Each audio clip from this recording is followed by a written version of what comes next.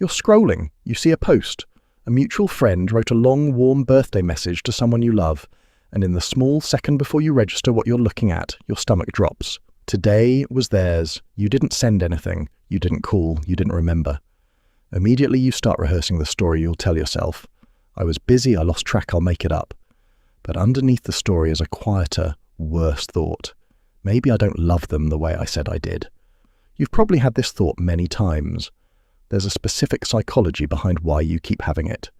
If you've spent years quietly hating yourself for forgetting the birthdays of people you genuinely love, the psychology underneath isn't what you've been telling yourself. It isn't proof that you don't care. It isn't proof that you're a bad friend, a bad partner, a bad child, a bad sibling. It's a specific cognitive pattern, a brain that files people by presence rather than by date, and the culture around you happens to measure love by dates instead of presence. That mismatch has been making you feel like a worse person than you actually are. Here's the thing nobody talks about. Not all memory works the same way. Your brain runs at least 2 distinct memory systems for information about people. One is episodic, the memory of specific moments, feelings, conversations, the texture of what happened with someone. The other is semantic, memory of decontextualized facts like a date on a calendar or a middle name. For most people, one of these runs stronger than the other. People with strong semantic memory remember birthdays without effort. People with strong episodic memory remember everything about the person except the small facts attached to them.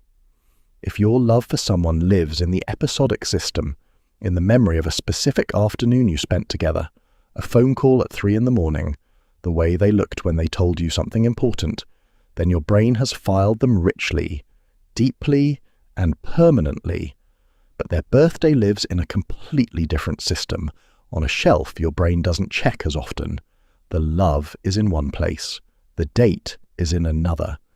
Psychologists Mark Einstein and Gil McDaniel, whose foundational research on prospective memory began in the 1990s, documented a specific finding. Remembering to do something at a specific future time is one of the hardest memory tasks the human brain performs.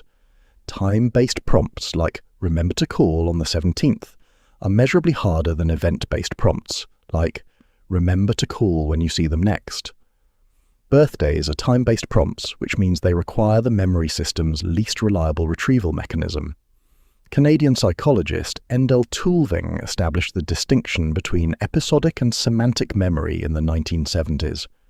Some people naturally file information about others in episodic form, full of feeling, texture, and story. Others file the same information in semantic form, clean facts on a mental calendar. Both people love the same. Only one has the birthday retrieval system that makes love feel legible on a specific date. Picture this. You've known someone for 10 years.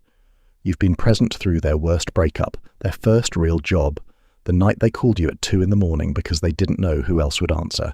You have hundreds of hours of them stored in you. If someone asked you what this person is like, what they've been through, what they need, you could talk for an hour.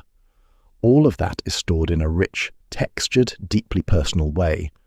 Now imagine someone asked you their birthday. You'd have to think. You might not get it. And in the pause before you answer, you'd feel that small drop in your stomach, the feeling that 10 years of care doesn't count because you didn't retrieve the date on demand. It counts. The care is stored in a different part of your brain than the calendar. The person who loves them but doesn't remember their birthday isn't loving them less than the person who wishes them happy birthday with a Facebook post at 8 a.m. The Facebook post is legible. The 10 years of presence is invisible. That's a cultural problem, not a love problem. But here's where it gets interesting. The people who forget birthdays are usually the same people who remember what someone said in passing 4 years ago, who notice small changes in a friend's tone across months, who show up at exactly the moment someone quietly needed them without being asked. This isn't coincidence. All of these skills run on the same episodic memory system, and the birthday forgetting is the visible cost of an internal system that pays much more attention to who a person is than to when they were born. But there's more going on than just cognitive style. The culture measures love by legible acts, the message on the right day, the gift on the right occasion, the acknowledgement at the right timestamp. This measurement system was built when relationships happened in small towns, where you saw everyone in person. In a world where most connections are mediated through calendars and reminders, the people who love episodically end up looking like they care less, when they're often the ones caring most. And here's the kicker. The cultural framing of forgetting birthdays has been almost entirely as evidence. Proof that the person doesn't really care. Proof that you weren't a priority. Proof that they're a bad friend. That framing is wrong. In most cases, it's evidence of the exact opposite. A brain so full of the actual person that the calendar note about them never had room to lock in. Now let's be honest.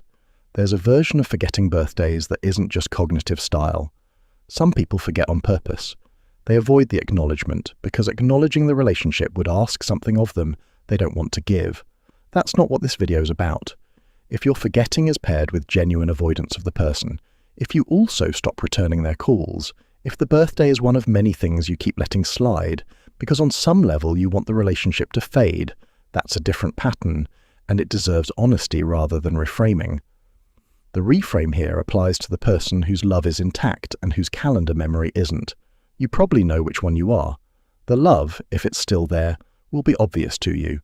But for the person whose love is real and whose birthday memory isn't, here's what's happening. You aren't a bad friend. You aren't a bad partner. You aren't proof that love fades when tested against a calendar.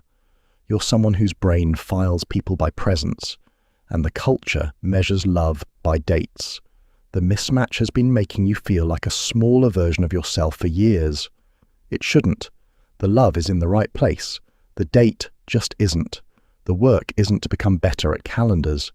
If it matters, set reminders.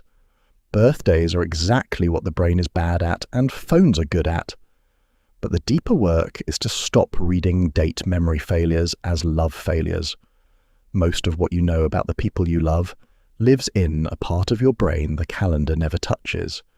There's something quietly true about a person whose love lives in presence rather than in dates. They tend to show up in ways nobody else does, remembering a small comment made in passing, calling when they sense something is wrong before being told, holding the memory of who someone actually is across years. The birthday was always the least of what they were carrying. The problem is that the birthday is the piece the culture can see. If you've spent years being ashamed of the pattern you run, this might be the moment to consider that the pattern isn't proof of anything except how your brain files the people you love. And the filing system it's using is one that keeps the love more accurate, not less. You're not a bad friend. You're not proof that your love isn't real. You're someone whose brain files people by presence rather than by calendar, and the fact that you can't retrieve the date says almost nothing about how much of the person you actually hold. If you're the person I've been describing for the last 8 minutes, the one who has spent years quietly worried that forgetting birthdays means you don't love the people you love as much as you say you do, I want you to hear this. Nothing is wrong with your love. What you've been reading as evidence has never been evidence. The love lives in a completely different part of your brain than the date does, and the failure to retrieve one has never proven anything about the other. If any part of this landed for you, I'd love to know. Tell me in the comments about a person whose birthday you've forgotten, but whose life you carry every day. I read the comments. If you want more videos that name what's actually happening in the patterns most. People never have the language for that's what this channel is for. Hit subscribe. See you in the next.